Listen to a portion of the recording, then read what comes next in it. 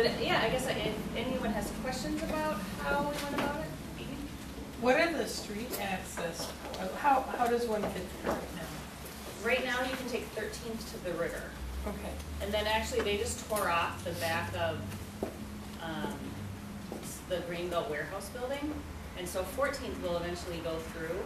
That was one of the sticking points too, was that the railroad goes across 14th. And there never has been a road there. But Nick Eloff of the park board actually found an 1819 agreement with Burlington Northern and the city to put a road through. So, yeah, it's amazing how much power the railroads have. So that's been tricky.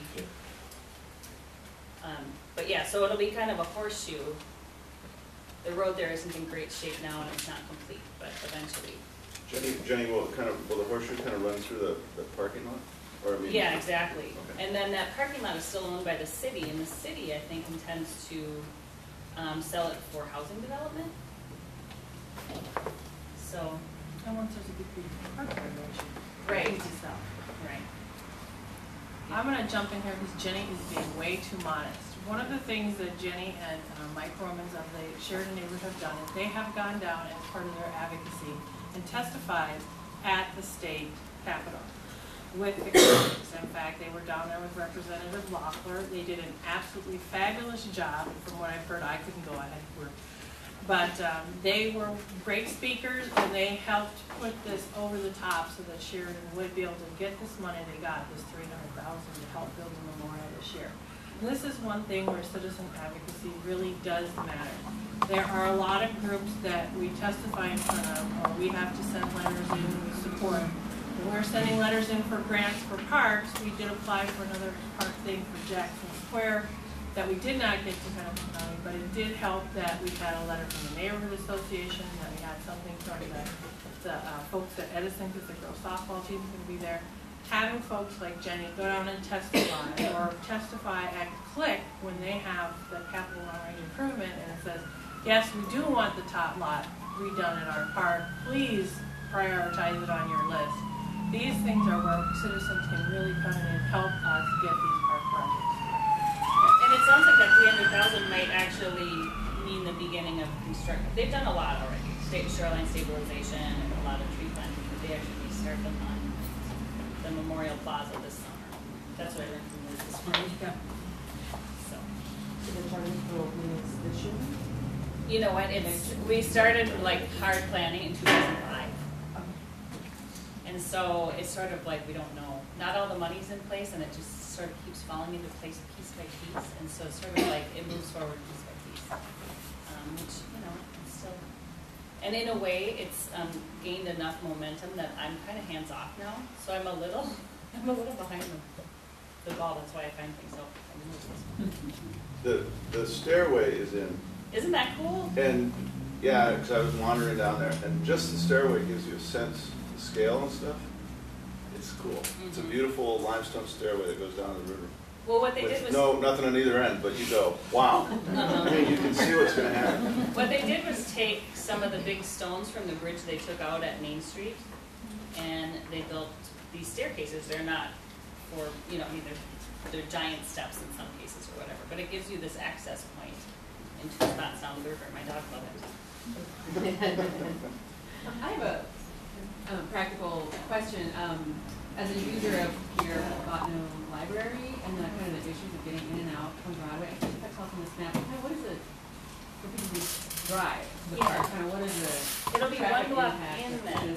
So it is like right, you know, Botno Library is right on the corner of Broadway and Marshall.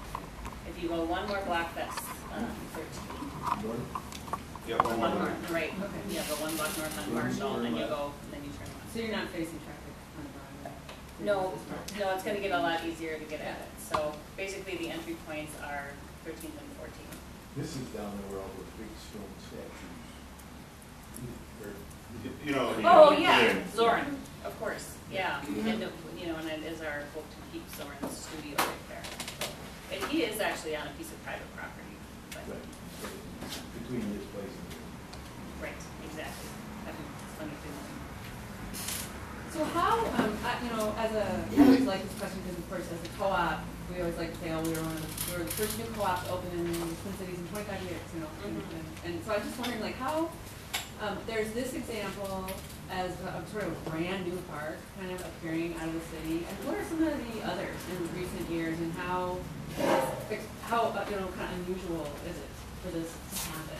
For there to be enough land and for there to be... The big key is land acquisition. Yeah. And for the most part, most of the land acquisition we're doing now is called regional park acquisition, because that's where we have the funding strength. And that is why we are working our way up to riverfront in north and northeast Minneapolis. Those are the pieces that we are adding to the system right now. Sheridan just happens to be in that area, so we have been able to acquire some more of the land to complete the park.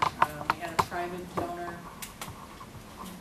It wasn't exactly a private donor. We bought a piece of property and he threw in another piece that he owned to make it a combined piece, but one of the pieces is farther up the river. So if you're driving down Marshall Street and you go by Gluck Park and Gabby's, and then there's some private buildings and some condominiums, there's these blue condominiums, there's like a grassy wooded lot, and then it's again more private property.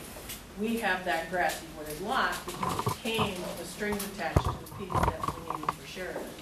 So we get these bits and pieces, but most of our acquisitions right now are along the riverfront because that is where, if you look at our comprehensive plan, we are saying this is an area that's underserved. You know, they have the parkways down both sides of the river south of the city, all the way down to basically the Fort Snelling. We have all the lakefront for the trails in southwest Minneapolis. North and northeast, we didn't have these big regional parks. And so on the north side, we are, as far as our building, we are up to the 18th Avenue Railroad Bridge that crosses the river. Now with Sheridan in that piece on the east side and having the access to Draco and Sheridan, we'll now be up to the railroad bridge on the other side. What we are trying to do now is convince the railroad that they should sell us the bridge, so that we can have a loop.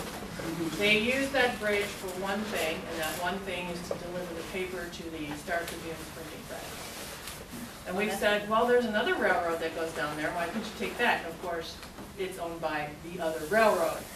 They're BNSF, CP owns the other line, they're not giving up their client, so that's kind of the big deal there. But eventually, it may change. It may be that CP becomes the cheaper route for the paper, to order the paper in, or it may come to the fact that the Star Tribune is not doing so well, goes out of business, and they don't need the paper delivered. I mean, it could go either way, but the idea is that we could use this bridge to make a park connection then, to have that way to cross the river to have another loop. The nice thing about having a railroad bridge, and then it's kind of abutting at the other end with the Stone Arch Bridge, is neither of those bridges would then have car traffic. Which, if you're crossing Broadway or Plymouth on the sidewalks, or if you're driving your bike, it can get a little leery, particularly now where we don't have the Lowry or the Camden Bridge open, so traffic's pretty heavy there. When the Lowry Bridge opens, there has been accommodation on that bridge made for bicycles and pets.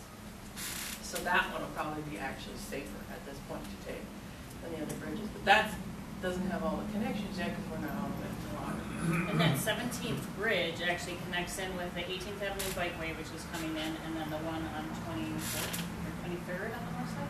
Yeah. This street, like, 26th here.